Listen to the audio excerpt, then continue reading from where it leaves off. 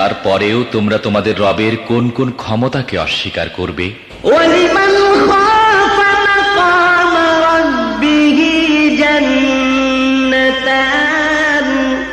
আর যারা তাদের প্রভুর সামনে হাজির হওয়ার ব্যাপারে ভয় পায় তাদের প্রত্যেকের জন্য দুটি করে বাগান।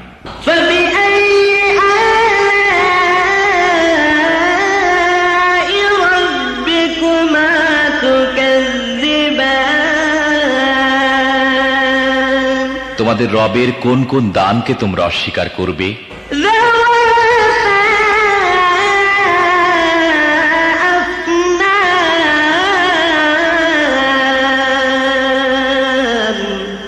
তরতাজা লতা পাতা ও ডালপালায় ভরা।